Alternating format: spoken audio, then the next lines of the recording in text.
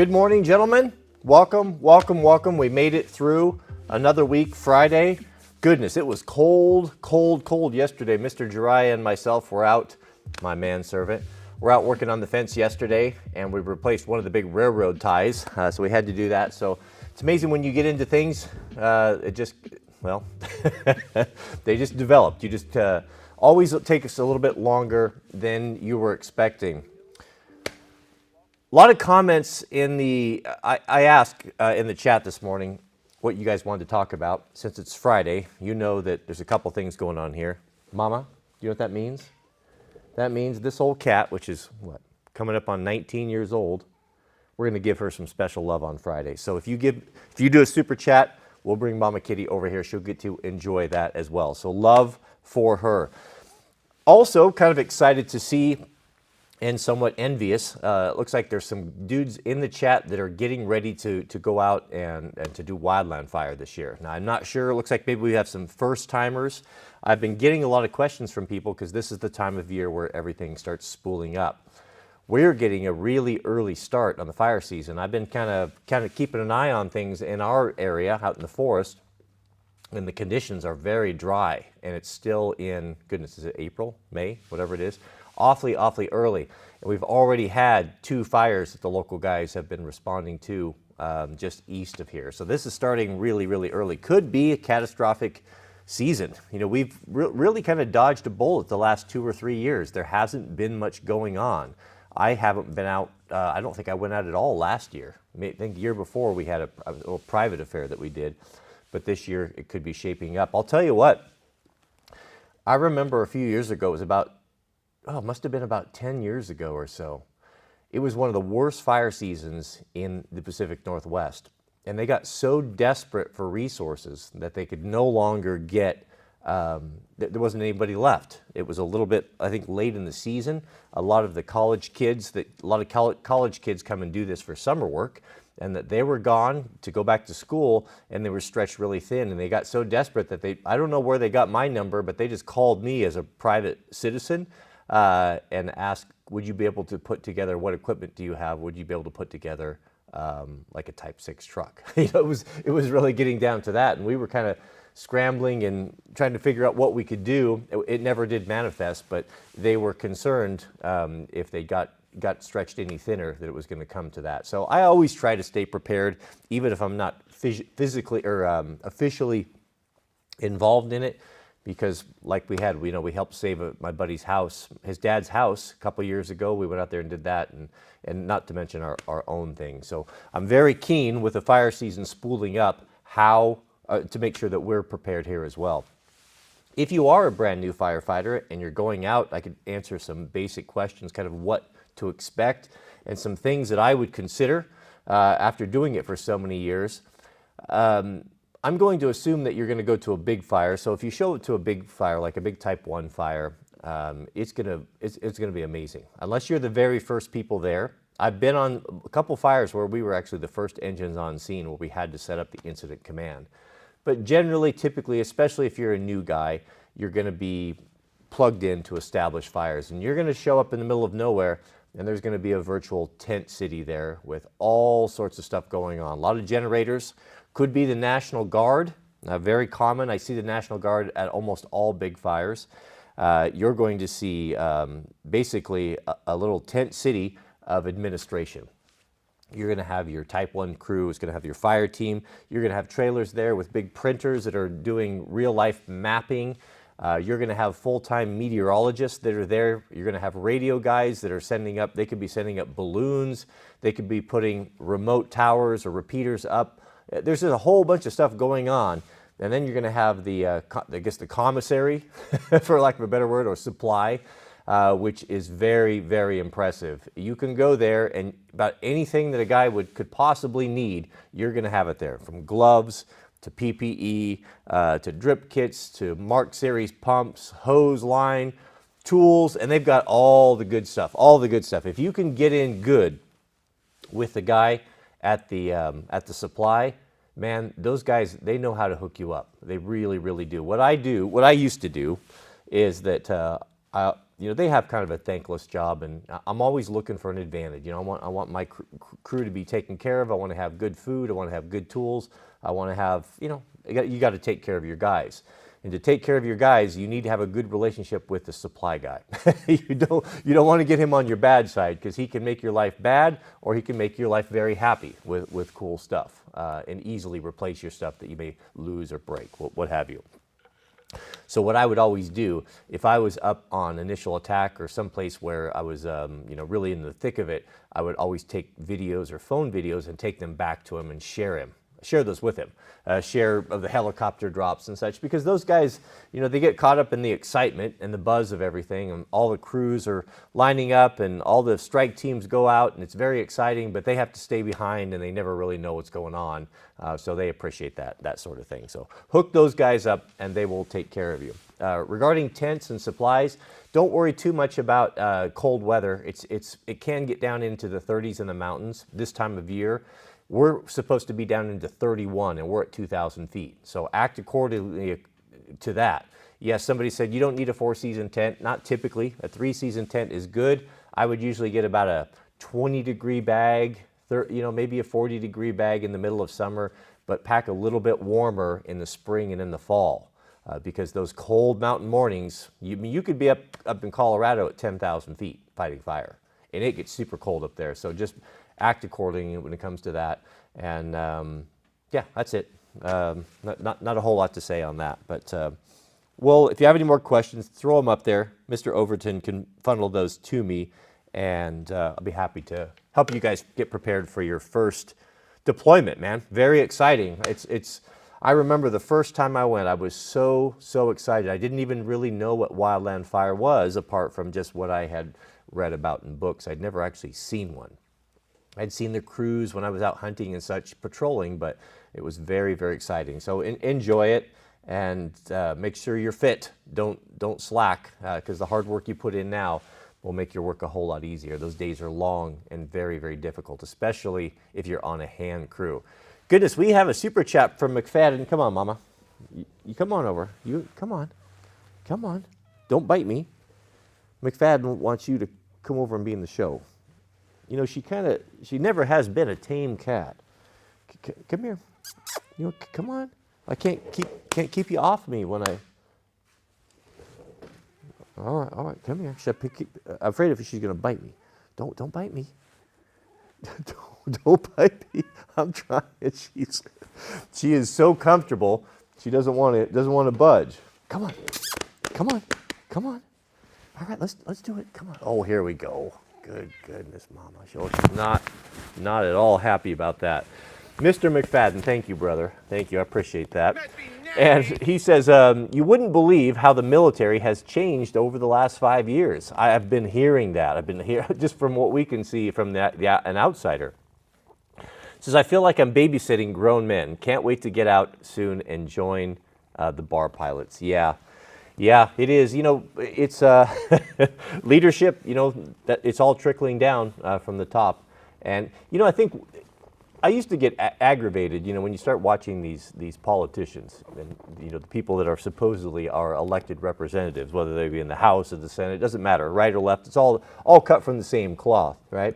I used to get annoyed and think, oh man, if we could get our guy in there, and oh, those darn Republicans or those darn Democrats, if you're still at that point where you're involved in the shenanigans and the tomfoolery of what's going on over there, you might just, I think it's best just to disconnect from that, and you have to use humor to get through this, because they're not serious up there. This is all a theater, I think, that is being played out for us.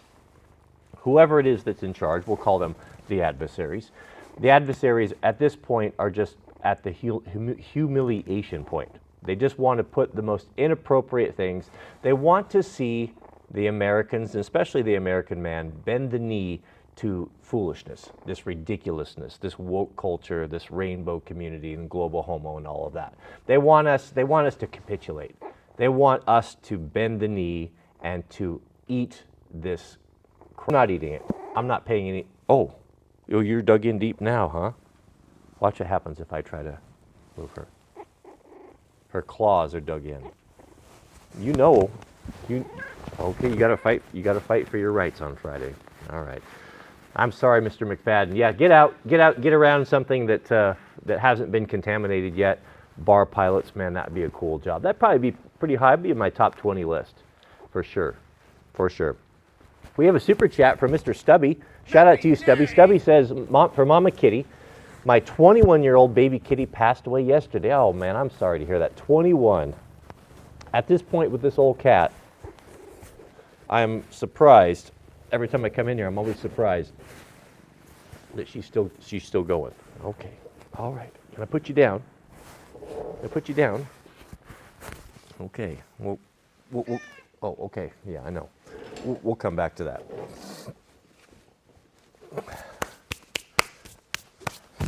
Oh, cat here. Also, let me give you a couple secret hacks for the wildland fire for your first time. You're going to get lunches. Actually, if you're on the federal fire, you're going to get fed pretty darn good. Pretty darn good. I always enjoyed the meal. One thing I've always thought, and I think the military, from what I've heard, has always been good about this, and the feds are pretty good about this as well, is you got to take care of your guys. Was it Napoleon said an army marches on its stomach? So if guys and girls are working that hard, you got to make sure that they have good food. And I have to say that as far as good food goes, and plenty of it, the Forest Service does a great job with that. They don't have their own cooks or do their own thing. They just bring in outside contractors. We're actually, Mrs. W is family friends with a woman that they run a business that does that. And they do a great job, man. They have a big old trailer, like a big semi-trailer, and it has a full-on commercial kitchen in there. And I'll tell you, the folks that work those kitchens and those fires, they work pretty hard, and they're always very friendly and appreciative, and I've had great experiences with them. Food is excellent, and all you can eat. If you want 2 steaks, 3 steaks, whatever it is they're making, you can have all you want. You can have all the milk and drinks and desserts and eat till your heart's content, right? But the trick is, that's never a problem. You always have plenty to eat for breakfast, and you always have plenty to eat for supper. The lunchtime, I'll tell you what, do yourself a favor. Don't tell anyone I told you this, but grab an extra lunch. Usually, if you're the lowest guy, on my engine, how I ran my engine is I would have a crew of 3. There'd be 3 of us. It would be me, usually a senior firefighter, sometimes another senior in the back seat, or sometimes a junior or a first-time guy. And the junior guy, I always made sure that he was in charge of getting the lunches and all that. So I would send him. So a crew would send one guy to get all the lunches for the entire squad or strike team or engine, whatever it is that you're doing. Grab an extra one. If you're on a big fire and you're going out, that food that they give you is just not quite enough. And if you're going to eat it, I think the workman's worthy of his wage. You know, I don't know if that's legal, if you're supposed to do that, but just when they ask for lunches, just ask for 4 extra lunch, and then you can divvy that up with the guys. Sometimes there'll be something in there, that you don't like, or one of the guys doesn't like, and if you can get a little bit of variety, it goes a long ways. It helps. It helps to have those extra calories for sure. Okay, I'm going to jump into my super chats right here. Goodness, we have a super chat from Mr. Dr. Prepper. I'll get that right. Thank you, brother. Good to see you here. For Mama Kitty. That was last one. The one fire I worked on was one of my best experiences. I remember food at the fire camp being amazing. When you work that hard side by side with men from all over, those meals taste like the King's Feast. Yeah, they absolutely do. I remember one time. Now, it has been known, sometimes we have had to work like a double shift, like pull all day and all night, because where we were at, if we were doing initial attack, it was so touch and go at that point that we didn't have the luxury of pulling off. We might have lost footing or even lost the fire or lost our line. So we would stay on and work all day and continue through the night.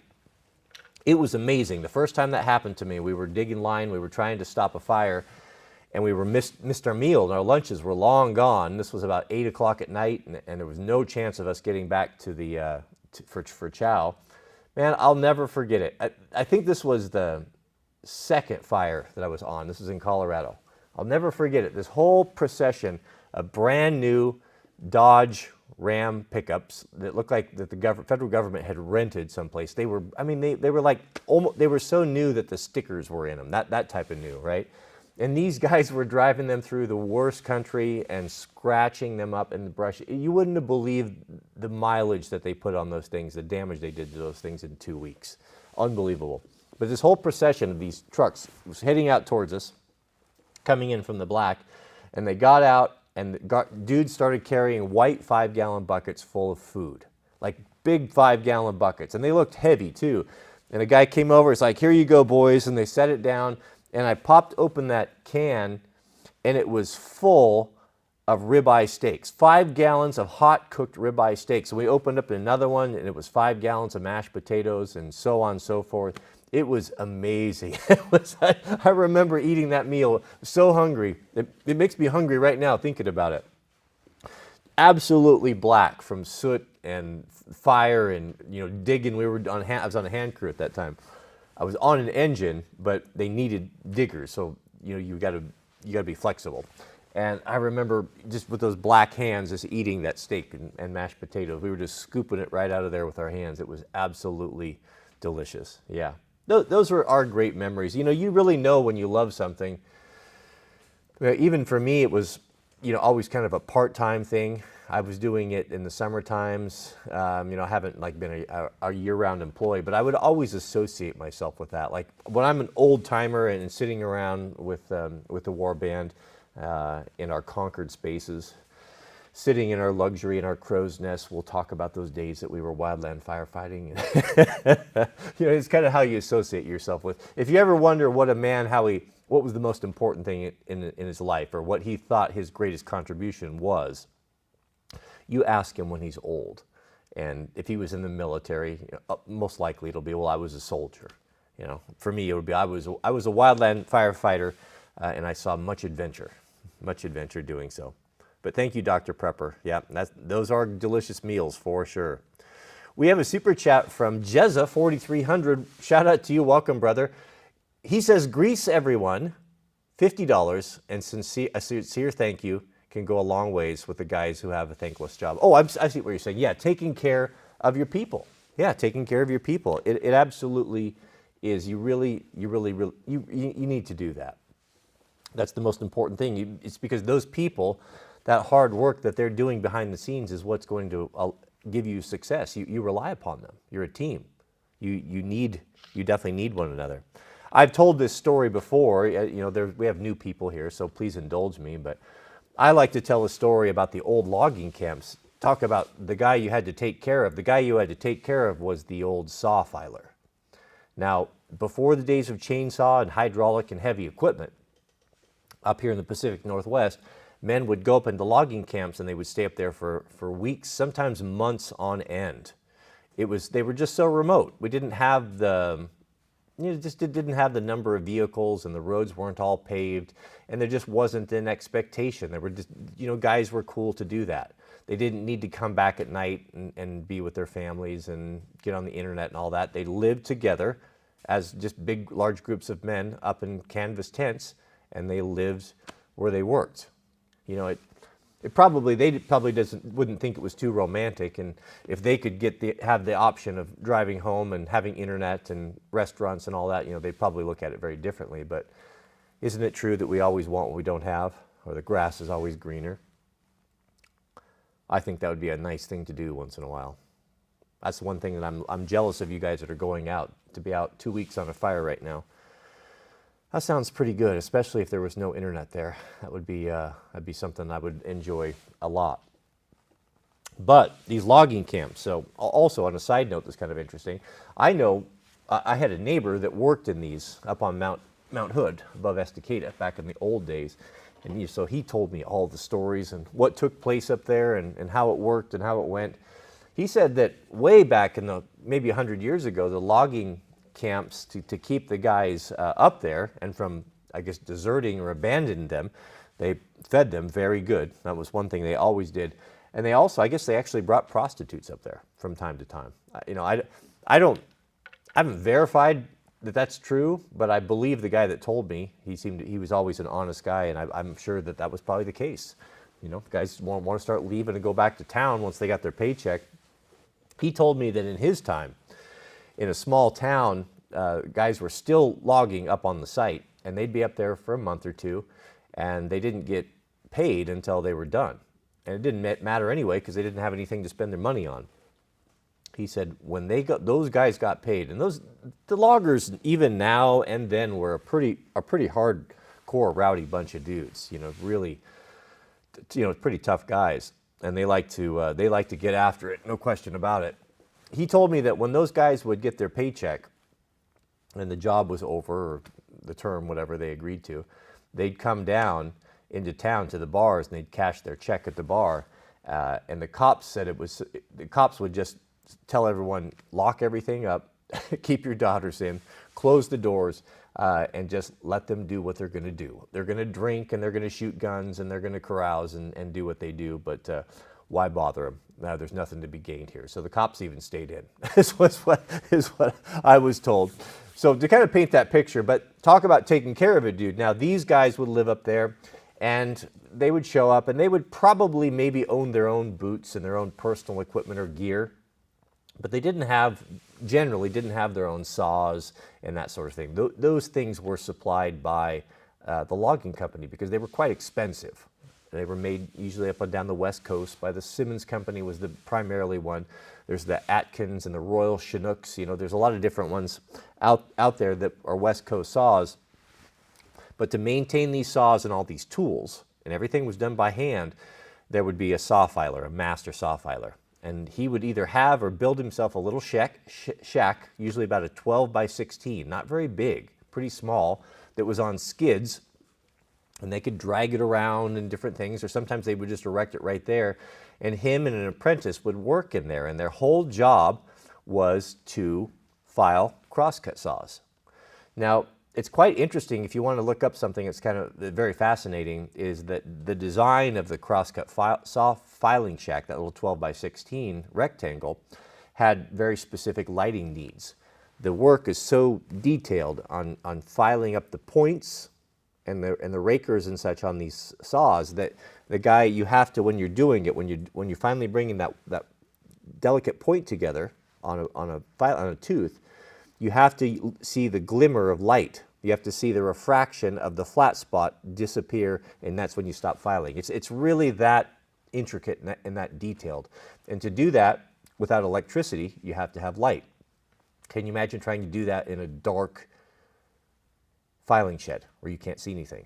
So they would have on the north lights all across there, all full of glass, and they would have a light on the top, like a glass sunroof, which was really unheard of for structures at that time because they needed that light coming in from two angles so that they could file and point up those saws. It's quite fascinating. They would also have a small wood stove in there and usually two big filing vices. And some of those things were massive because they had 20-foot saws to cut down the big old growth Doug firs and the sequoias and the western red cedars and all that. So they would work in there, and that guy was in charge of all the saws. All the saws were unique and individual. They're very expensive and company owned, and this guy would deal them out to the falling crews. They would come and check them out.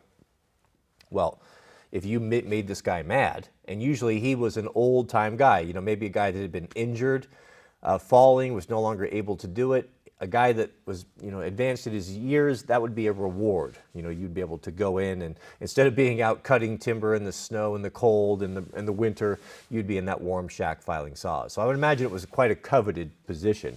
But you would take care of that guy. It was very common, I was told, that you would give the guy homemade pies, maybe a nice cruiser jacket or something, or make him something, or some home brew or beer or whiskey or gifts or your dessert from your lunch, in the hopes that he would give you an extraordinarily sharp saw or a special saw, one that cut above the others, so that was just better. And that was the case. Guys believed that to be the case, that there were just special saws, like Excaliburs every once in a while, and guys would always prefer those or argue over them. And that was important because if you had a good tool, then you made more money because you were paid by the piece. Paid by the piece, not by the hour. And so if your work didn't get a lot done, you had a dull saw, a misery whip, then you were in trouble. We have a a live chat from our friend member who writes, how do I take care of my first pair of wildland firefighting boots? Well, I'll show you. I was actually just got mine out to get them ready. Now, a couple things. If you have brand new boots, you need to start wearing them right now. You do not want to get into a wildland fire with brand new boots trying to break them in. You will be, of all people, a most miserable creature, I assure you. I'm assuming you've got good boots. The best boots you're going to be able to get for that, you're going to want to have something like this. This is a Nix Hot Shot, specifically made for wildland firefighting. What makes it unique? It's got a triple leather shank. Shank is the inside here on the instep here. This, in a lot of boots, is made out of steel. And the reason being is that if you were to step on a nail, it protects your foot from anything sharp or abrasive right here. And steel has always been the case. Not in fire boots. You can't have any steel in them because that steel gets hot. The ground you're walking on is hot, always hot. And your boots get hotter and hotter. I made the mistake on my first fire of going to it in a pair of Wesco boots that look like this very much, but they were construction boots with that steel shank. And that steel shank heated up in there and got very, very hot. And it cooked my foot. I'd have to stand in water just to cool my feet down, and then my feet were all wet. It was horrible. It was absolutely horrible. The first thing I did when I got my check was to make sure that I got a pair of proper boots. Fire boots are going to have, that shank's going to be leather. It's just, I wouldn't say just as strong, but it's strong enough. It's like triple layers. Also, you're going to have a special fire-rated Vibram sole that won't melt, like a gum rubber or crepe leather. A lot of the leather rubber will melt and the boot will immediately be destroyed. Cheaper boots are also not stitched right through the sole. You should see the machine that stitches through that thick leather right there. You know, it's incredible. It goes all the way through the rubber and all that. You would not want to get your hand in it. It makes your blood run. It makes you shiver just when you see the guy operating it with his hand so close, turning that around there and stitching that deal. So it's not going to separate. They are glued and stitched, but they use a special glue that's activated with heat, so it will not delaminate if you get into hot terrain. Even furthermore, on the better boots, you're going to have, I said no steel, right? But there is a little bit, there are screws. So it's going to be not only will it be sewn, glued, and screwed, all three together.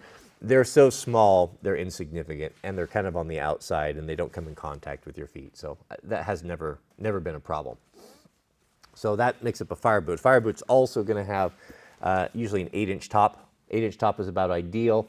It gives you ankle support, and you're going to have a triple tongue. So your tongue, which looks quite big when you open it up here, when you fold your boots, you need to train it to fold like this. You see that right there? That's how you fold a work boot tongue. Don't do this. You know, try to spread the sides around. You do a tri-fold. Now you've got 3 layers there. What that does is that when you lace up the boot, now when your laces come tight against the German speed lacing here, it gives you protection. That protects you, and with the false tongue here, that even gives you 4 layers. So you got 4 layers of protection. These boots, these laces are super abrasive, especially when they're covered with soot, gravel, sand, charcoal, and they're working all the time. You're bending and they're working, and these laces can tend to cut through that leather, and that will destroy your boot. Because when you rebuild this boot, they rebuild everything below the upper. You need to keep the upper in good shape. So that protects your shin, it protects the boot, etc., etc. And having the false tongue in there is 4 layers of leather. You kick sticks and stuff. So that's really important as well. Anything else unique to a fire boot? Just an overall thicker, heavy-duty boot. The best boots, if you have them built, make sure you insist on this. Have them turn the leather inside out. When you look at a piece of leather, when you have the rough side and the smooth side, let me grab a piece for you. If you do it with the rough side out, then you're going to have a very abrasion resistant boot. All right, so here's some leather. Here we have the smooth, and then we have the split side, the rough side. Rough side out. Rough side out. Rough side out, like this boot here, is much more abrasion resistant. If you take a sharp knife, you can slice this, and once you slice it, this is skin, remember that. Once you slice it, then it is, it's damaged, and you could never get it back again. It'll eventually crack there and ruin the leather. Where this is more abrasion resistant. All those little fuzzies, those little furries on that split side, they essentially act like your hair does. You know, your hair is essentially armor. And if someone were to come down on you with a blade, you know, within reason, I'm not talking about getting brained, but, you know, in a fight or something sharp, your hair all interacts to protect your head. You know, I worked with my dad a lot, and he'd lost his hair when he was young, and both of us are tall, and when you're tall, you're always banging your head on stuff, right? He always had a cut, or, you know, he'd never use Band-Aids, but a little scab or something on his head where he was constantly bashing into things, and since he didn't have any hair, it would cut his skin. I never had that. I always had hair, and I did the same work and hit my head the same as he did, but that hair protects you. And the same principle with this. All those little furries and fuzzies on there, they are going to lay over, and when you get something abrasive, a sharp rock or something, it's going to help protect that. It makes a big difference. Once you get your boots, make sure you break them in. The best thing you can use is isopropyl alcohol. Get the 90%, 93% isopropyl alcohol. Put these things on with your thick socks, and get good socks, 100% wool. Insist on that. Get the best socks you can afford. You're going to need to pay about 25 bucks a pair for socks, and you're going to need a fresh pair for every day, but you need to take care of your feet. It's one of the most important things that you can do. I cannot emphasize this enough. Get in your boots now, wear them around as long as you can until the pain is too intense, and when it gets bad, then take that isopropyl alcohol and get a mister and spray it all over that boot. Spray it. That gets in, that's intracellular. That gets into the cellular level of the leather or the skin, and it relaxes it. I guess the cells have to kind of, or is it extravascular? I forget. Release, and you can feel them relax. As soon as you spray that on there, you'll feel the whole thing relax, and that will make your boot softer and help you to break them in. But once you do that, you know, make sure you get your Oberknofs on there and do the inside. Don't forget that. Do the inside as well as the outside. It's going to get all over and mess up your socks for the first few times until it really gets baked into the leather, but go ahead and do it. And also make sure you take some extra laces. And the leather are the best, in my opinion. So I've got a bunch of videos on how to take care of those, how to grease them and such. You can go look those up. But that's basically what you need to know about wildland boots. We have a new member and super chat from Mr. Isaac Barbosa. Shout out to you, brother. Thank you for that. Isaac is 24 years old, 3 years married to a TradCon wife, starting life in SoCal. Man, you're a brave man, starting life in Southern California. I have 2 years of handyman skills and am a swimming pool technician. How should I move to a place similar to yours with limited funds? Well, that's an interesting problem because swimming pool technician, I would imagine that is a big business down in California, assuming there's a lot of people that have pools down there. I never realized it. You don't realize until you fly over it in an airplane and you look down and you think, oh, goodness, half of California has swimming pools. You know, there's not going to be near as much demand for that sort of thing up here. So what you're going to have to determine, you know, before you make that move, you know, don't kill your golden goose that you have now. You have income coming in, you have a particular trade. You got to figure out how you can leverage that into something else that's going to be maybe more usable. What do I know? You know, maybe the pool business is booming up here. I guess before I would listen to me, I would call some local installers in the area that you want to work in and see how busy are you guys? Are you hiring? Are you looking for good dudes? What is how much are you paying? What is the average wage? And then contrast that with what it's going to cost to get a piece of property, and then you can make your decision if that's going to be a trade that's going to work for you. But don't be afraid to call people in your business and ask genuine questions. I find, if someone were to call me that does my line of work, and I do this all the time. People will email me, sometimes bigger channels, sometimes smaller channels, and just to kind of bounce ideas off one another. Or what do you think about this? Or can you help me with this problem? We do that quite often, and I'm always very flattered if someone were to call and ask me my opinion on these sorts of things. And I think most guys would be receptive to that. So that's where I would start with. How are you going to pay for all of this, and what is your skill set?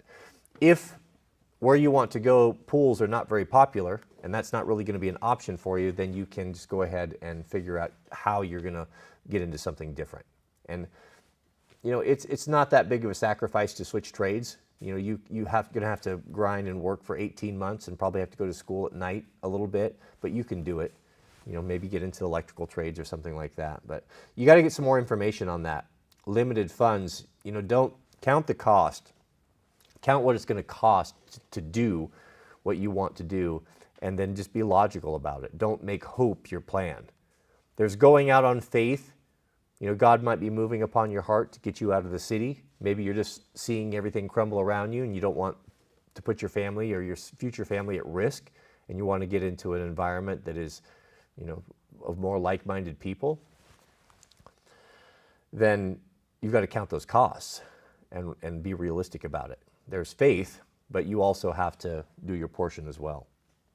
We have a live chat from Our Galaxy. Welcome, shout out to you, brother, who says, I'm at work and I just want to say you have taught me much new survival skills and equipment needed for my go bag. My go bag is now 2.0 and so much lighter and better.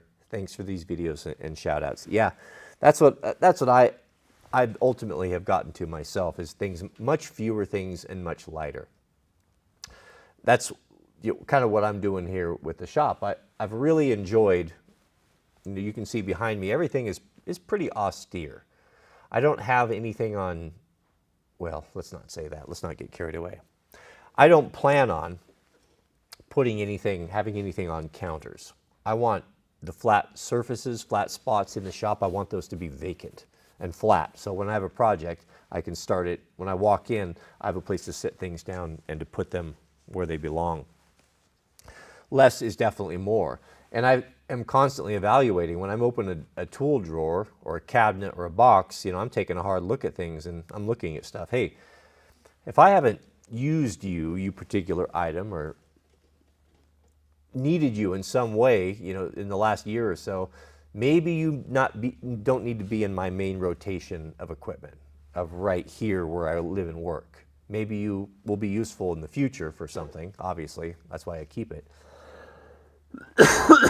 But you don't need to be in my primary tool drawer. So, and that's kind of the advanced stage of when you start, once you get your shop or your work area established. And that really is not going to be able to take place until the 2 or 3 year mark, when you've really had enough time, maybe 5 years, to kind of go through all the things you do. You've done a little bit of fabricating, you did some welding, you did some woodworking, whatever, some painting, auto work, repairing tractors. You're going to kind of know what you had need of in your work area, in your shop, and then you can dictate it. I kind of look at, there's 2 levels. In my main work area, that's only things that are going to be there are going to be the things that I touch daily or regularly that I really, really need. And just because a drawer is empty doesn't mean you need to stuff it full of stuff. It's okay just to have a few things in there. This drawer is for screwdrivers. Well, there's only 4 screwdrivers in there. Well, that's okay. You don't have to have 50, right? Just have the ones that you need. And then there also needs to be a portion of your shop where you have kind of the overstock, or the things that you get to once in a while. How many times do you need to collapse struts? So your spring pullers and power steering pullers and, the oddball things like that. Maybe even your acetylene torch. You don't get to that stuff very often, but you're going to want to have it. So when you're setting up, make sure you just have those, kind of that what I have now and need now versus what I will need. Same way with those kits. Mine are the same way. And what's really forced me to get smaller is to get smaller packs. Like, I have a guy that I moto with that has a great big pack. And I warned him. I said, he's asking, like, if you get a big pack, you're going to fill it up. Pretty soon, now you're going to be carrying 18, 20 pounds around on you of things you probably don't need. I get a small pack, 9-liter pack, and then that forces me to be clever and responsible with weight and really only choose the things that I want. And then I have a small pack. I don't have the choice of overloading it. But thank you, brother. Outer Galaxy, I sure appreciate that. And we have a chat from Margaret Christian. Shout out to you. Margaret's been with us for a month. If things collapse and there was no National Forest Service, what would happen? That's a very good question. What would I do? Well, yeah, there would be if the Forest Service collapsed, let's paint out that scenario and try to war game this. What would happen? Let's say we woke up one day and there's no longer any oversight. We have this incredible resource to the right of us, or to the north of us, of the very best building material, framing material, construction material in the world, and millions and millions of acres of it untouched. That has a lot of value, right? Wouldn't you think? I would imagine that it'd be very interesting. It would all depend on who rose up. It would be kind of a land grab. There would be a grab for resources, I would think. You would have the general public that would immediately start using it. People in the valley are now going to start going, they're going to go to probably the closest areas, unless the community could I'd like to think that the community could get together, have a meeting, bring in the people who know how to manage forest and know how to manage woodlots. And that's going to be your local loggers. These guys are professionals. A lot of these guys here are multi-generational around here. They know how to protect. They know how to manage. They're the best people suited for this. We would want everyone to be on the same page. I think there would have to be some sort of oversight, because you didn't want to have just completely deforest everything. You know, the quality of life for people is important, and the natural thing when people are stressed and maybe don't have access to resources is you're going to go right outside of town. You're going to start cutting the closest tree to you. So it's the easiest, the least amount of effort for firewood. Because if the Forest Service is gone, I can assume that we're probably on our own. So you don't necessarily want that. You don't want your area, your forest, to turn into what Portland did at the turn of the century, into Stump Town, where all you could see for miles was stumps because they cut everything down. So I would like to think that I would like to see the local people benefit from the resource. If that's what you have in your backyard, as everything splits up and goes downhill, I would see that as our resource here, or the people here, and that the whole community would need to benefit from it. So it would make sense to put effort and resources into the local sawmill and build that economy and make sure that that industry keeps going, and we just sell direct. Maybe people come up, or we barter or trade for things that we don't have in other areas. But I would imagine, you know, there could be a fight for resources as well. I mean, who knows? Some sort of a warband warlord could rise up and say, this forest is now mine, and I will be, this is my group of armed men, and we're going to be taking over this source and capitalizing on it. I don't know. It's kind of crazy to think about, doesn't it? But I would hope that we could put the best capable people in charge of what our plan should be, and what our resources are, and how we could benefit as a community with this new resource. It'd be fun to figure out, wouldn't it? We have a super chat from Mr. Noah Cloud. Shout out to you. Noah writes, my dad was a faller and log truck driver at a remote logging camps in the 90s up here in Southeast Alaska. Wild times. Yeah, I would imagine, especially up there in Alaska. Remote logging camps. Yeah. Well, gentlemen, you know, we may be getting back to some of that. We may be getting back to some of that. Look at the unemployment. Look at these people that are losing their jobs. We're hearing about it every single day. And these are not the type of people, a lot of these are not the type of people that are multifaceted, that are going to be very resilient or just bounce back and find something different like ProHost got the ability to do. You know, many of them went to college, you know, in a different time, right out of college into the corporate world, and are doing their thing. And now, can you imagine waking up at 48, 50, 52 with your whole, maybe you've got a divorce or two under your belt, and so you've been ruined financially, and now your job or maybe your whole industry has just evaporated, and you don't have any skills, and you're not as young as you used to be. I mean, that's a scary, pretty scary thing. It's going to be much worse for women, much, much worse for women. We could see something like this coming in, these logging camps. We could see, you know, just like the one of the downfalls of our country was the Roosevelt and the working, you know, the socialism that came through with the Works Administration, the Works Progress, WPA, whatever it was. Heralded in our history as the greatest thing of all times, right? We had men that built all these amazing things, all of our infrastructure, much of our infrastructure. Timberline Lodge in my area, that was all built by the WPA. It was essentially, during the Great Depression, so many men and women were out of work that there was nothing for them to do. It was just everything, the country was not going anywhere. And they developed these programs and put these men and women to work and gave them a purpose, and that's how it all started. We could see that happening again. We could see, maybe not that, maybe, I don't know that people are willing to do that anymore. I think it's more likely what we're going to see is a universal wage. When there are so many people crying out and so many people unemployed and no longer able to do anything because our whole country and the whole world's been wrecked, then they will cry out and there'll probably just be a universal wage. So it'll be, imagine Ready Player One, where you are in your 15-minute city. You get your stipend and your food credits, and you go to your store and stand in line, and here we go. Like a technologically advanced version of Soviet Russia during the Cold War. It's going to be amazing. We have a live chat from 451. 451. Isn't it 451? Isn't that the temperature that paper burns? Something like that. I can't super chat, sadly, but I want to know if joining a private fire crew is worth it. It can be. It can be. There's some good, I've worked with some good ones and I've worked with some really bad ones. Maybe probably more good than bad.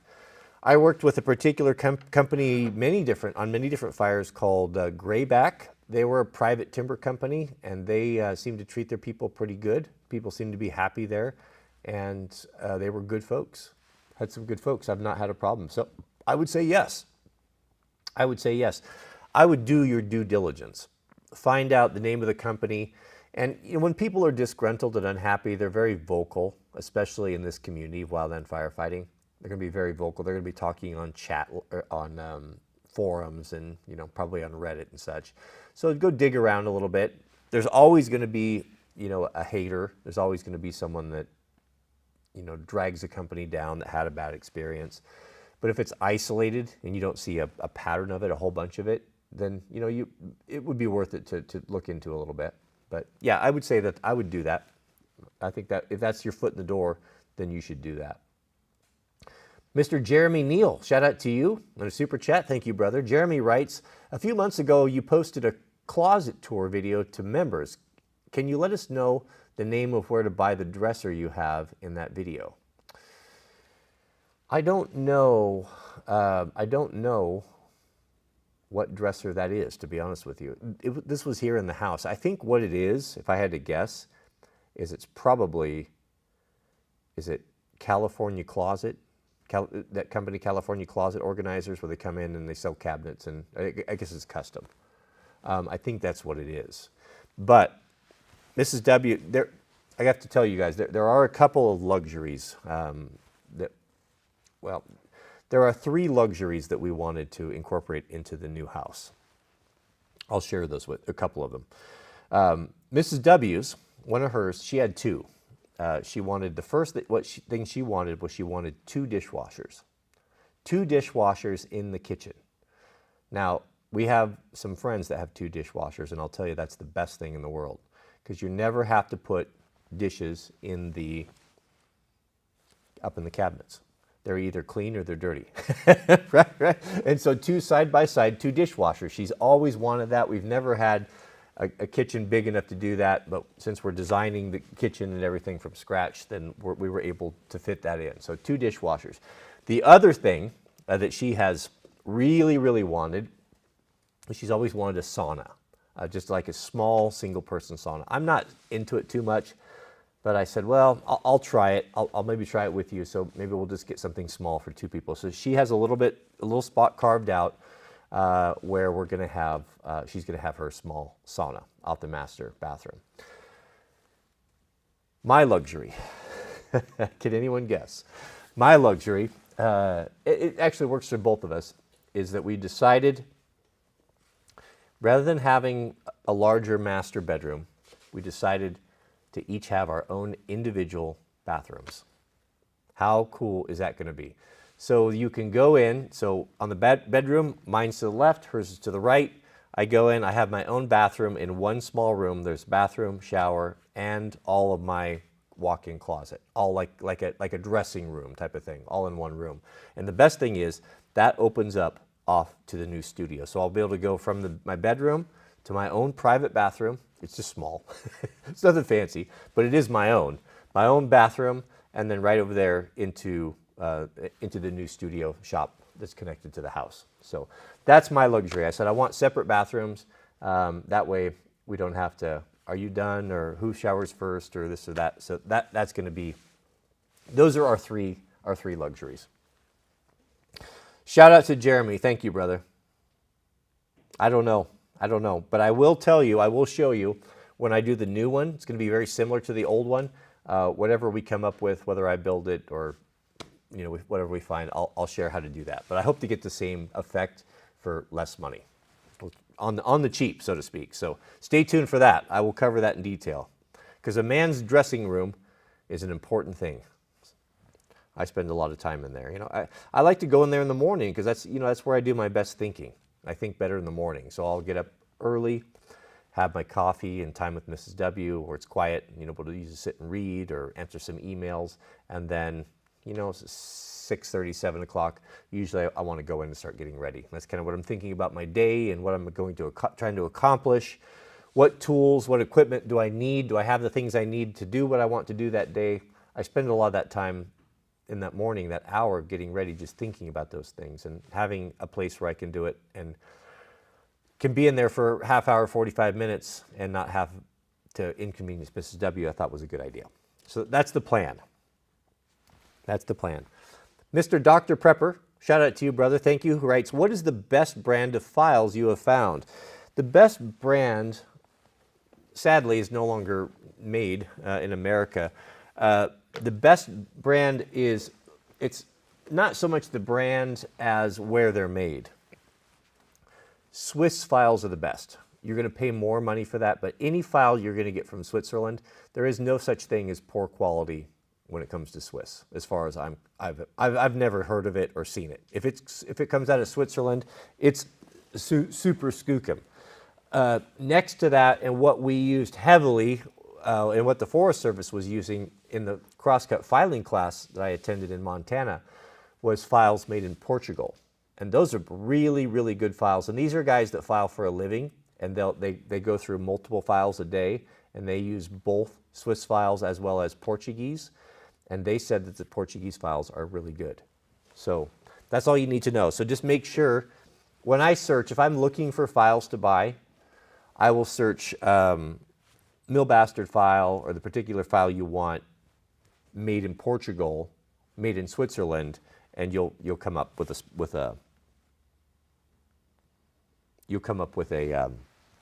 what you need. Yeah, you'll find it. Swiss or Portuguese. Thank you, brother. We have a voice chat, an ethical question. I have an ethical question bothering me. When Europe's gas got shut off, everybody rushed to the forest for firewood to stay warm. I'll bet they did. If the U.S. power grid goes down, do you protect the forests?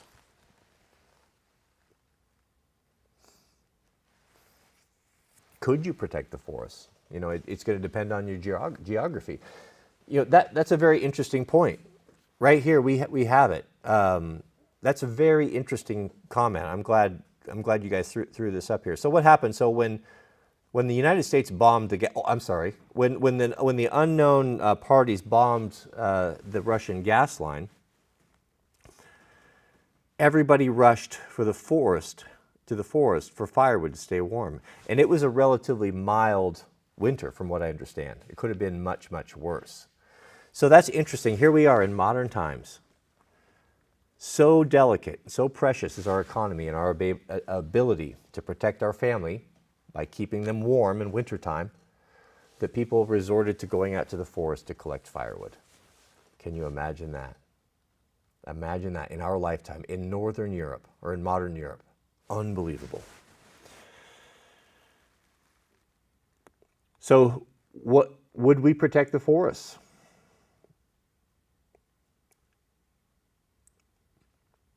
Yeah, I mean, it's kind of fun to think about these things hypothetically. I don't know if it's going to fall that quickly. It seems to be just a very slow decline where things will just get worse and worse and worse and just slowly kind of drift away and fracture. But let's say a situation like that happened, an EMP, right?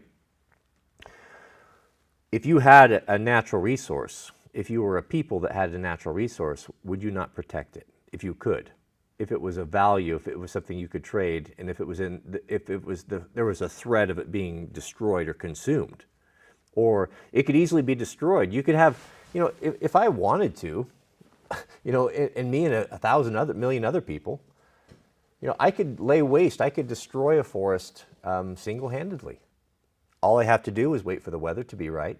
I know how to determine what the fuel loads are in a forest. I know what a red flag warning condition looks like. I know how to wait for near single-digit humidity with a good wind coming out of the west or the east, and all I do is have to go up there with a drip torch and throw a couple torches around, maybe drive along and throw a case of flares, and you'd have a conflagration, and it would burn, because the forests have been so poorly managed in our national forests, and they're so overgrown, and there's such a tremendous fuel load because of mismanagement and poor management, no management, that it would all be gone. It would be gone in the twinkling of an eye, and you'd be left with the charred remains. This is something an enemy could do and would do. We've had, back in the old days in the Bible, there were ways that people would get revenge of their neighbors if they, who knows why, but we're told that one common thing that was done is you could salt your neighbor's field. And that was everything. That was his business. That was his ability to care for his family, to feed them, provide an income, keep a roof over the head, was his ability to grow his crop. And if a neighbor went in there at night with salt and salted the field, then you wouldn't be able to grow there for maybe a generation. I don't know how long time. And it would be economically devastate your family and devastate your community if it was done, on a larger scale. This was done. We have record of it. This was done just recently. A field was salted I think it was in the UK. This was like 2 weeks ago. A woman that had a plot of land that was using it to feed folks that were disadvantaged, I don't know, homeless, without work, whatever, people that had fallen on a hard time. She was doing a good work there. Someone in the middle of the night came in and salted her field. And now it's good for nothing for a long, long time. And they would do the same thing. So as far as answering the question, would you protect your natural resource if you had it? If the community could come together, I would say absolutely. And if the geography allowed it, if you could hold off people that wanted it. There's also, I think it would also be kind of heartless we're all Americans here, right? So maybe if there's enough, if it's big enough, I think it would be reasonable to set aside areas for this is open cutting. Just like God instructed, the men in the Old Testament, if you own land, he said, don't harvest the corners. Leave the corners for the widows, for the indigent, for the sick, for the poor, for the people that have fallen on hard times, so that they have something to eat. Don't be so greedy. You don't need to grasp every last kernel of whatever it is you're growing. Don't do the corners. So what that meant is if they would have their fields laid out in squares or rectangles, they were to go around and to turn wide and leave the corners. And that was for the poor. But the interesting thing is that God also instructed the poor, if you want that, you need to go out there and get it. You need to work for it. I'm not going to have these fine men that are working hard for the harvest to harvest grain and give it to you. It's there. I've made it available to you. but you must stretch forth the hand. So something like that, I think, would be done in the right spirit, and in the spirit of God's people, that if there was someone in need, make sure that there is an opportunity, that it's got to be somewhat regulated. People just don't have the respect, and they have to be regulated. It's just a simple fact of it. I love the libertarian mindset, don't get me wrong. I love the idea of every man doing what he seems to be right, true freedom. But that true freedom is more than most people are going to be able to handle. And they're still going to be operating under the, the cat's away and the mice will play type of mentality. They're not going to see it as, this is ours now, it needs to be managed, taken care of, so that we don't destroy it, so we have something to hand down to our families. It would be difficult. The mindset would have to change, and that's not going to change. It would take, well, how long would it take? How long would it take for a people's mindset to change before God can work with them? Well, how long were the children of Israel in bondage to the Egyptians? 400 years? Is that how long it takes? 400 years? Would it take us 400 years to unlearn capitalism and competition and usury and the fiat system that we have, and get back to I don't know. I think so. It's not going to happen in our generation. We're too institutionalized. We're too used to a certain thing and inflexible. But we better be more flexible, because things are going to be changing. Thank you, brother. Good, very good question. We have a super chat from Vans Island Outdoor. Shout out to you, Vans, who says, "Hey, Cody, thank you for all the videos. My dad worked away when I was a kid, and in your video filled a void. Your videos filled a void and taught me skills I needed as a man." Yeah, I appreciate that, brother. I really do. Yeah, I know. My dad was the same way. I love my dad, bless him. I'm not casting any shade. He did the best. He did the best he knew how to do. He was pretty beat up. My mom was a stay-at-home mom, and he worked and always provided for the family and did a good job. But yeah, he wasn't there. Fortunately, I had my grandfather. Mr. Gamer Dave, how you doing, brother? Good to see you. Mr. Gamer Dave writes, "Hey, Cody, how's your friend? I just wondered if you should even talk about the possible warning dreams, or if they are even something to be concerned about." How's your friend? Just wonder if you should even talk about possible warning dreams. I'm not sure, Gamer, what you're asking me. Who's my friend? How's your friend? Oh, Mama, I'm sorry. I'm not as smart. Come here, Mama. We have not been, are you sleeping? We have not been giving Mama Kitty her due. Come on, let's get you settled in here. Come on, there we go. Come on. Should we tip the camera down a bit? I know. I'm the only one that can flip Mama Kitty upside down like this. She doesn't trust anyone else. Yep. Sorry about that. I'm butchering here. Mom is doing good. Thank you, Gamer Dave. Thank you for the reminder. Just wondered if you should even talk about the possible warning dreams, or if they are even something to be concerned about. Yeah, I think we should talk about them. Now, the good book gives us a lot of insight as to what we can look for. Now, nobody knows the time or the hour when our Savior will return. Not even the Son, we're told, but only the Father himself knows this. And he does this according to his time. But we're not to be left in the dark. There are signs of the times. There are signs and symbols that are that need to take place before this can come. And this was a warning to us, people of faith, people of the book, to get ready, to look up. The good book tells us, look up, for your redemption draws nigh. And one of the things that will happen is that of dreams and visions, that young men will have visions, and old men. And what is an old man? At 54, does that make me an old man? Am I going to have visions or dreams? Young men will have visions, old men will dream dreams. Now, these are going to be prophetic in some way. We don't know what they are. what's going to be in these things, if they're going to be instructions, new insights to God's Word. We just simply don't know. But we certainly want to be the recipients of these things. And I think if this is God-given, if there are new insights being given, that we should share them amongst the brethren, amongst the beloved. Now, the adversary can also work miracles and has his agents, his confederates as well, that can counterfeit everything that God does. So we also need to be very careful, and by how we're careful is we test these dreams according to the Scriptures. If one of the beloved comes forward with a dream or a vision that wants to share, maybe even we have a powerful vision or a word from God for the community or for the group, and a man is convinced of this. Maybe that's something in the future where we dual stream it, who knows? But we also have to test them. Is the man a liar? Or is he telling the truth? And we determine this by, is it in harmony with the 66? Is it in harmony with God's Word? And then if that's the case, and we can verify that as a group, then we can all be edified by this, right? Boy, Mama's relaxed. Look at that. Head down. You don't see that every day.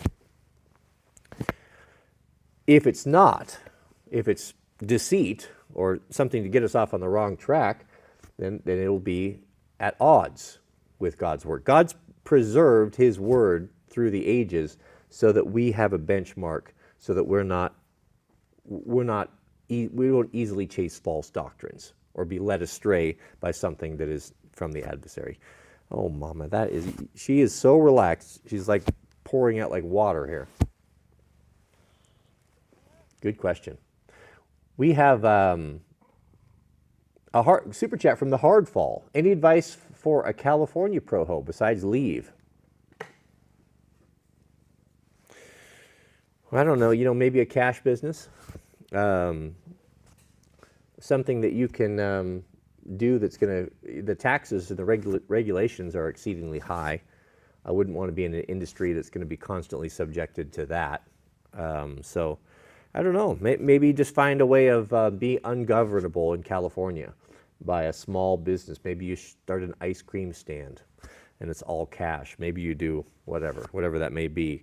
Maybe you're just, you get a trailer and you are salvage, or you're hauling junk for people, or cleaning up garages, or just doing general handyman for cash, and you can kind of operate underneath the, within the laws, of course. I wouldn't never encourage anyone to break the law. I pay my taxes. We've always paid our taxes. The good book tells us, render unto Caesar the things that are Caesar's, and unto God the things that are God's. But he also tells us to be as harmless as doves and wise as serpents. So act accordingly. You just have to, it's possible.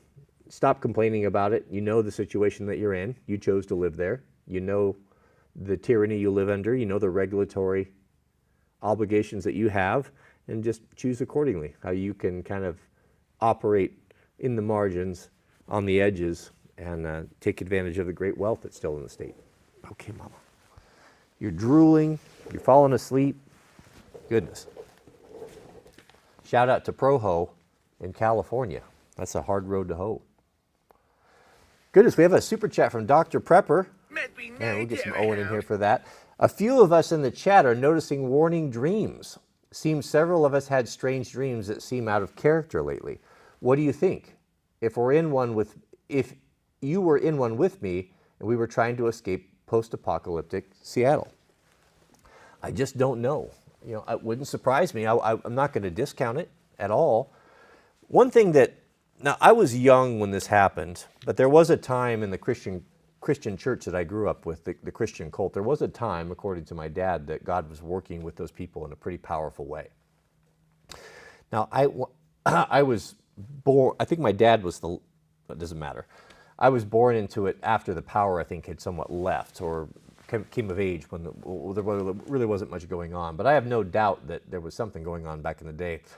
And my dad told me it was common, and my grandfather confirmed this as well in God's church, that sometimes there would be a word from the Lord, as people would say, or there would be maybe an instruction or an insight for the group corporately, or it could be private, but these were typically an insight for the group corporately, that a person would have a dream or a vision, and that it would be confirmed by multiple people.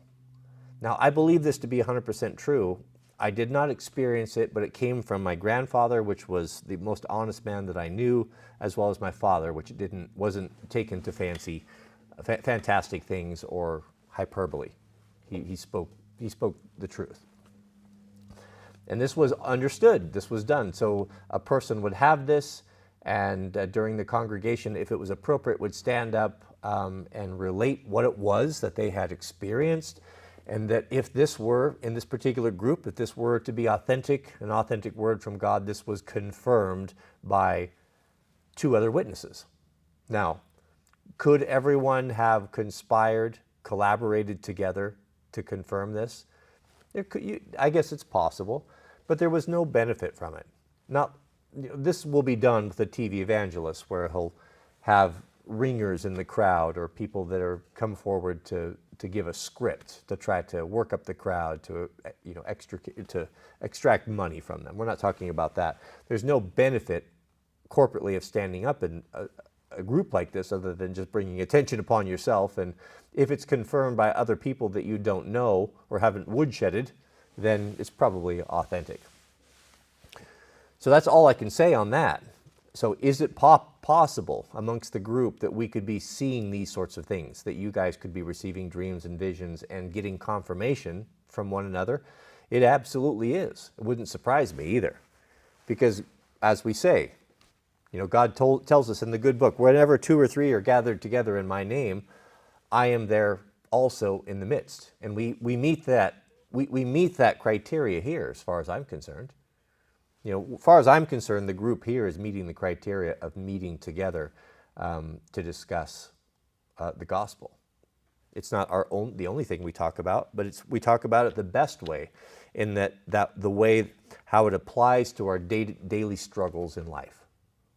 And we try to pull out examples or instruction or wisdom from our fathers that can help us to get through the things we're getting through today. If that's not the definition of church and the spreading of the gospel, then I don't know what is. Give me 7s in the chat if we're doing God's work here. Come on now. We're all in this together. We have a member chat from Mr. Ryan Hyatt. Shout out to you, Ryan. He's been with us for 29 months. Goodness. Thank you, brother. Ryan is a follower since the timber framing days. That's been a long time. Cleaning out the shop, I'm putting together a house maintenance bag. What are your thoughts on tools? My thoughts on the house maintenance bag is, these are things, when I figure a house maintenance bag, this will be a small kit of tools that I'm going to take inside the house. Maybe it's going to be in the junk drawer. Maybe it's going to be in the closet, the pantry, that the missus can grab and do all the things that she needs to do. Or you can finish your honey-do list. So what are you going to need in there? Off the top of mind, in mine, I'm going to have a flashlight. I'm going to have a little box of Band-Aids. If you have kids, have those in there. I'm going to have a small finish hammer for pounding nails, hanging pictures. I'm going to have a combination screwdriver, one of those 4-in-1s that's going to have the Phillips number 1, number 2, and then small regular, medium regular. I'm going to have a pair of pliers or Knipex in there, maybe a pair of wire cutters, a tape measure. And if you have the means, if you have an extra screw gun, it sure is nice to have an extra screw gun with a bit driver set, maybe a couple drill bits. So if you buy one of those singles, like a little bag, little satchel thing that they come in that a lot of us throw away, perfect kit for your home kit. Take that. There's always a lot more room in there than you need. Drill, charger, bit kit. That'll take care of most of your problems. Flashlight, tape measure, hammer, finish nail, maybe a small screwdriver, or a combination screwdriver, and also things to fix eyeglasses. I'm going to have the little mini screws, for your eyeglass deals.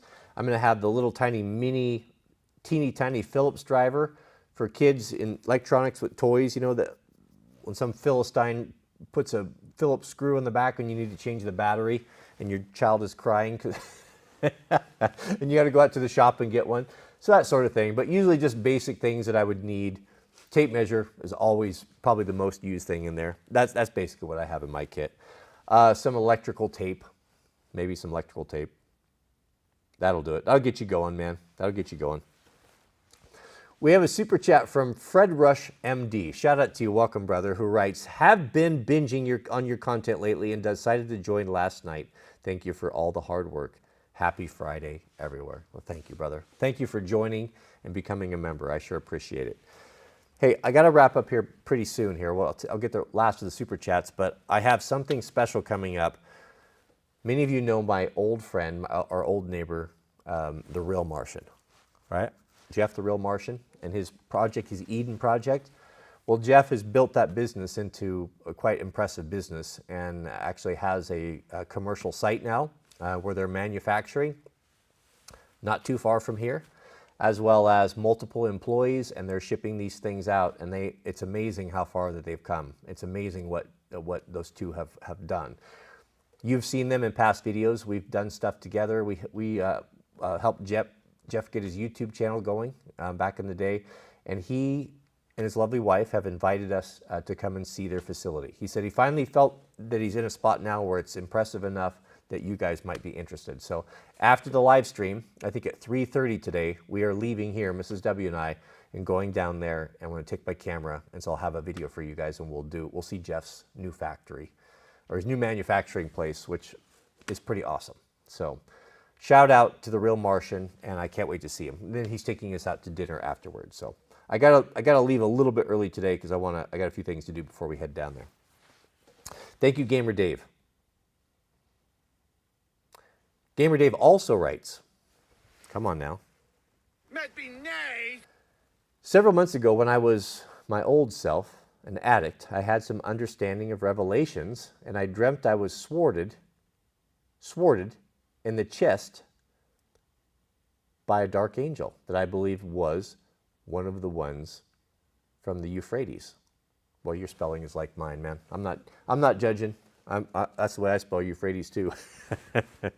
Well, I have been hearing about the Euphrates. Now, one of the biblical prophecies that is to be fulfilled in the end days is God tells us in the good book that the Euphrates River will dry up. And that's never happened before. Not in recorded history that I'm aware of. Well, I haven't been over there and verified it, but what I'm hearing back is that the Euphrates indeed is drying up. And I've also seen some shorts and TikTok videos of people that are going to this dry riverbank where the water's receding, and it's exposing all sorts of antiquities and mysteries and strange things. There are even people claiming that are taking microphones into openings and they're hearing deep, horrible sounds from deep inside the earth. Now, believe none of what you hear and half of what you see. So I don't know about any of that. But it's pretty scary when you watch the videos. Is it possible? I don't know. Until I go over there and see it, I can't say for sure. But, Gamer Dave, I'll tell you, just because you were living a life in rebellion to God, and you come to the realization and came to your senses, don't think you're going to be a second-class citizen, or don't discount that God might be giving you dreams and visions or trying to communicate with you in some way. It is oftentimes, when much is forgiven, much is appreciated.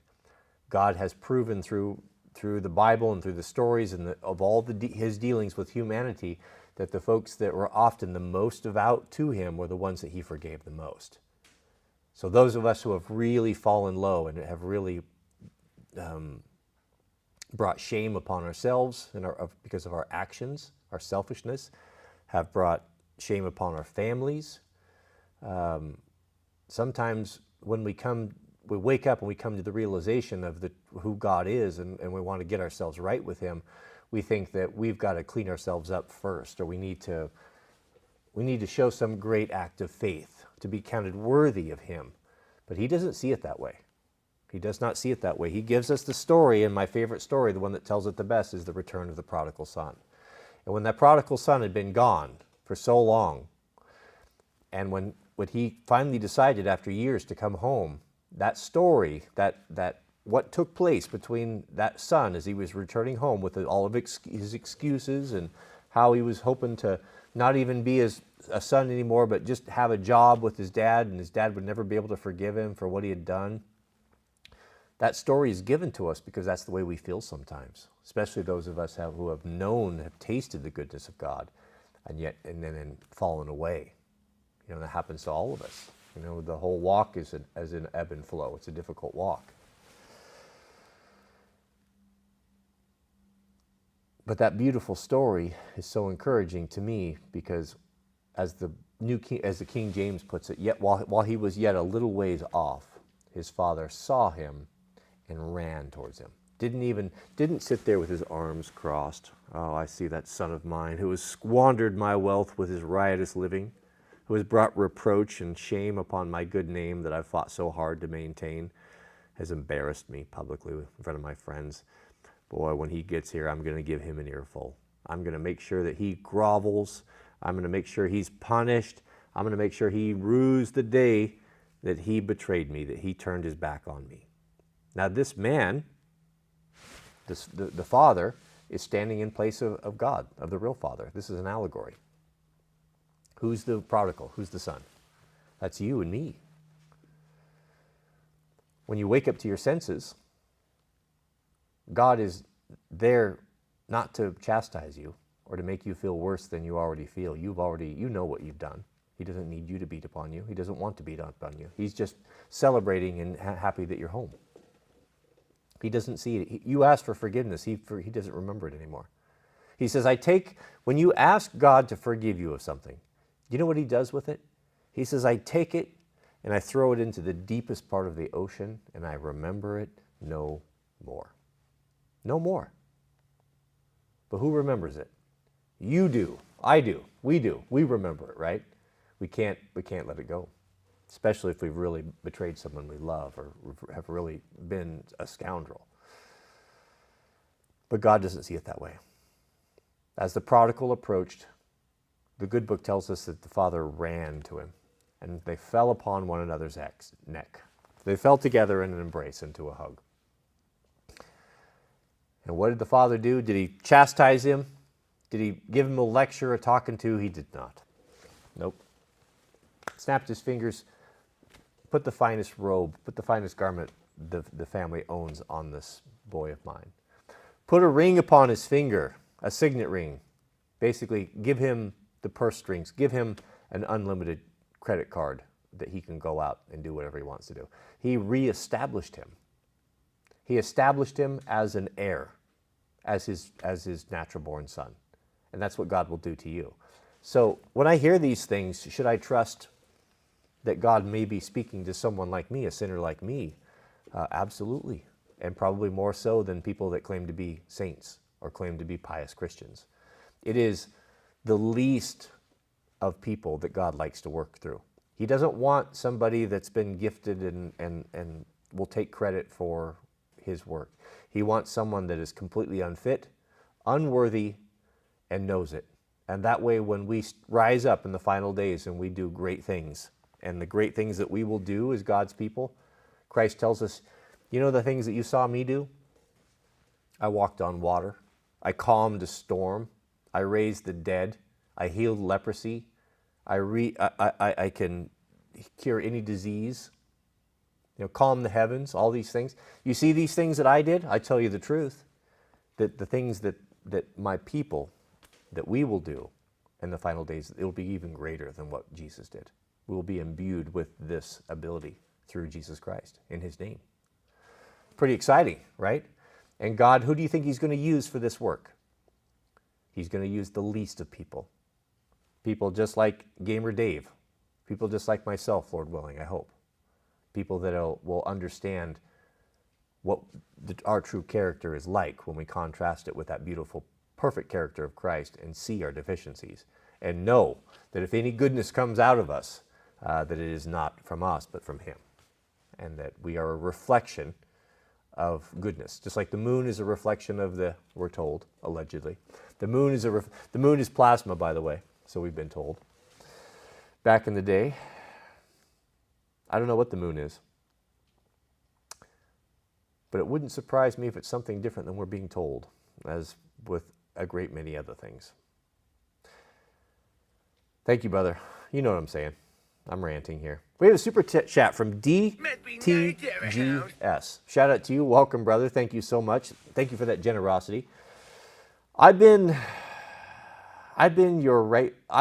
seen you rightly criticize the LGBT agenda, but where do individuals stand? On 2 separate occasions, I've seen you mentioned in a positive way by people I know who are trans. How do I stand on individuals? Meaning, would I discriminate against an individual? Would I not want to work with one? Would I not want to be in proximity to one? No, absolutely not.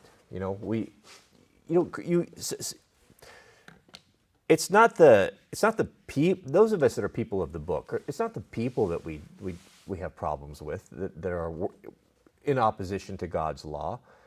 It's we understand that they're deceived. Many of them are deceived, and we understand that we're in a fallen world, a world of sin, and things are not perfect.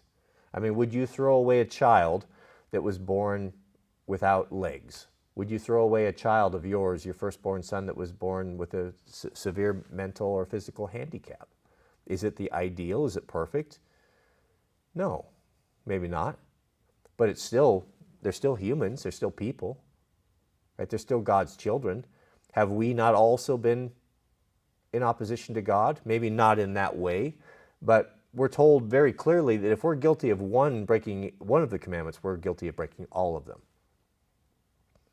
So I'm not going to say, well, my sin is less sinful than his. His is more grievous than mine. We're all guilty. We all fall under the penalty of paying our own sin, and that penalty of that is death. So we're all in the same boat here. There are people, I've been confused about things and come correct. Perhaps they're confused about things. Maybe they will come correct. God has the ability to save all of his children. All they have to do is accept it. So I'm not going to make any blanket statements and say, oh, I'm not going to do this with so and this here. I don't know all the circumstances. I don't know the details.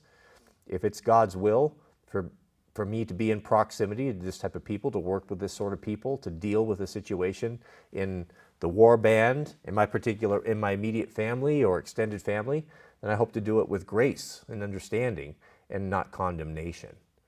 Let us not have any soft soap about I can never get this word, about many roads to God. There are not many roads to God. There is one way, and we know that we have to toe the line. There are things that we just can't compromise on. But as far as condemning other people, not knowing the situation, I'm not going to go there. I have enough hard time getting through the day without myself falling into sin and breaking God's commandments, without worrying about other people. Am I just going to accept it? Am I going to water down the Word of God or what I know to be true and right willfully? No, of course not. Of course not. And everyone knows good and well. There are things that we can say on here, and there are things that we can't say. That has never been something that I've had to deal with, to be honest with you. I haven't had it in my face where I've had to make a decision. We have, I don't want to get into personal things here, but we know of someone that's dealing with it right now that is involved in a corporate type of job where there are some issues with men that are transitioning that are actively going into the female bathroom. And that's the law in Oregon. That's legal. You can do that. And we have a person that's struggling with that right now. That's in her world, and she has to deal with it, and is seeking counsel. How do I deal with this? I'm uncomfortable, but I don't, so I don't know what to say. I have not been in that situation. Had I been in that situation, I would probably have more to say on it. But I've said really all I can. Yeah, Mr. Rick Gates. Goodness. Shout out to Rick Gates, and shout out to the mods. They work hard out there. I really do appreciate it. Thank you, brothers. And we have a member message from T. Wilson, V Twin. Shout out to you. Member for 3 months, who says, when you get your new place set up, would you ever offer an advanced chainsaw course? It would be an individual skill for a lineman like myself. I am not qualified to offer an advanced chainsaw course, but I could bring people in that do. I would be much more inclined to be taking that course myself, to be honest with you. I've done my own personal logging on my own properties, I'm not unfamiliar with chainsaws and such. I would consider myself to be an enthusiast amateur logger, but not a professional. But we have a lot of good dudes in this valley that are retired, some still working, that I could approach that would be able to put on a clinic for us, for sure. So that's the way I would see that running. But yes, absolutely. Absolutely. There are some things that I would be comfortable sharing. What I know, we could do tool handles and, some of that sort of thing that I like to do that I'm proficient with. But we'll also plan on bringing in experts as well. Good question, though. Thank you, T. Wilson. I sure appreciate that. And Mr. MK, welcome. MK writes, I feel a prayer coming on before the live chat ends. Yeah. No, we discussed this. I decided when we started this, we're not going to pray corporately. That may change. I haven't felt led to do that. I think prayer should be done privately, to be honest. If you guys were here, if there were a small group of us for an open house to gather around together and pray for one another, that's a very different deal. But cast your pearls not before swine, we're told. And, there are enemies. There are enemies in the chat as well. There are people that hate watch and such. And I don't want to... I don't want them to be any part of that. That's something that's important. It's between you and your God, between you and people you care about and know personally and can pray for. But that may change. That may change. God is moving, and we will see. We will certainly see. I'll take one more. I guess that's it. That's it. Yeah. I'm going to shut it down, gentlemen. I have a couple things to get ready. And then at 3:30 today, we will head down and see The Real Martian. And I'll get that up to you. You're going to want to see that. It's pretty amazing what Jeff and family has been able to do. I'm very, very proud of him. I've seen him take that from an idea to fabricating in his barn with chicken all over his welding table. Those of you guys that have been back in the day remember that we've been with Jeff the whole time he's been doing this. Even we made him a welding table. I remember when we took the welding table over there, he was welding on the ground, got him up off the ground, and he was up there doing all of his stuff and doing his fabricating and working with different materials, and I'm so proud of him. And now he's doing it big time. Amazing. Absolutely amazing. Mr. Gamer Dave has one final thought. Hey, Cody, so sorry. There was a second chat from me. Oh, did I miss it? Let me back up a little bit. Sorry, Gamer. Let me back her up here.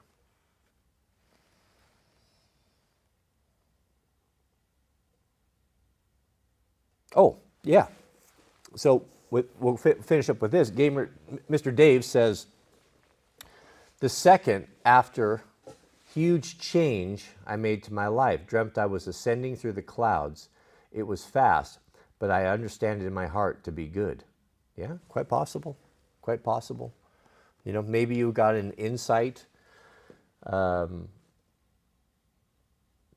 You imagined it to feel good wouldn't explain the real feeling that those of us that will remain when Christ comes, of finally realizing as we see him coming to receive his reward with his glory. You know what the coming is going to look like, right? We're told very clearly. It says in the good book that as the lightning will flashes across the sky from the east to the west, meaning the entire surface of the earth, whether it be round or flat, whatever you believe. Imagine that the lightning from the east to the west, just an incredible lightning show, like nothing you've ever seen before.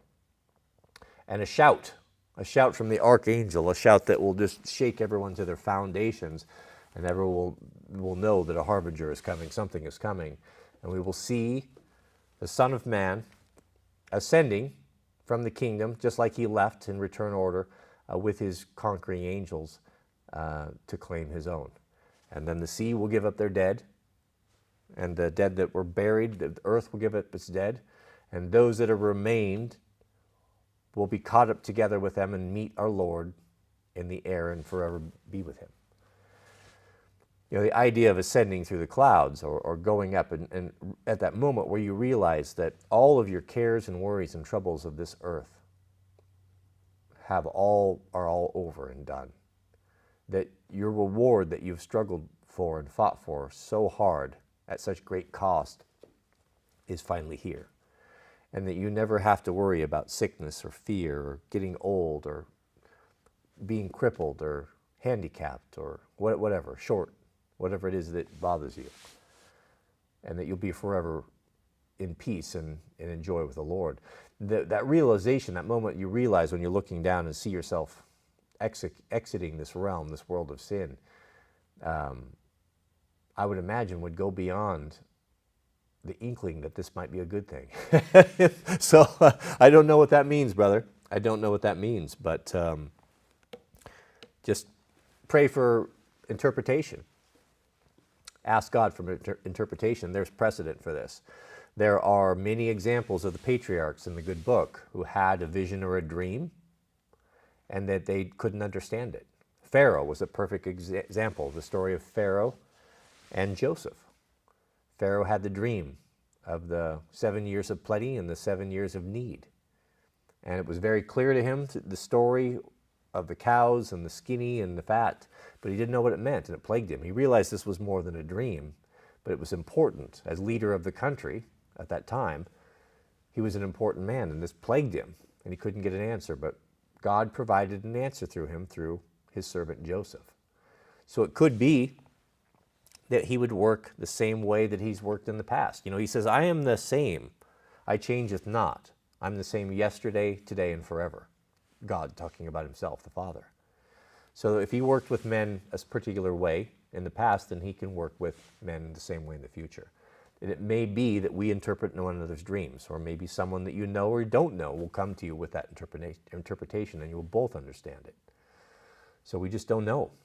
We don't know what that's going to look like. But it's possible. Look for it. It'll be seen and realized by people that have their eyes on the prize, and that is on Christ, looking upward, watching the signs, and not compromising. And that's why we are here, beloved. All right, thank you. May God bless you and your families. Please keep us in your prayers. We sure do appreciate. We appreciate all of the work on the back end by the middlemen and my friend Overton.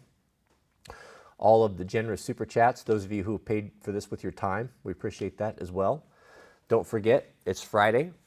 The Sabbath starts this evening. I would encourage you, if you haven't been keeping the Sabbath, if you're single, married, whatever, I would encourage you to look into it. Sunset starts tonight, and take 24 hours and just don't do any work. Gather your family around, do what you like, spend time in reading, spend some time in prayer. It's always a special time to pray on Sabbath. God seems to be particularly attentive. He's told us in the good book that the Sabbath day, he's sanctified it, he's blessed it. That means he's set it aside, he's made it special. Just like a day is special for your wife, an anniversary, maybe her birthday, this is a day that's special to God, and he's very attentive to his children, and it's a good time to bring your petitions. It's a very, very good time to bring your confessions as well, if that's where you're at, and you'd like to get right. And you can do that. You can do that tonight. Lord knows I need to do it weekly. Lord knows. Well, may God bless you and your families. Please keep us in your prayers. We pray for you constantly, and we'll see you guys. We'll see you on the next video.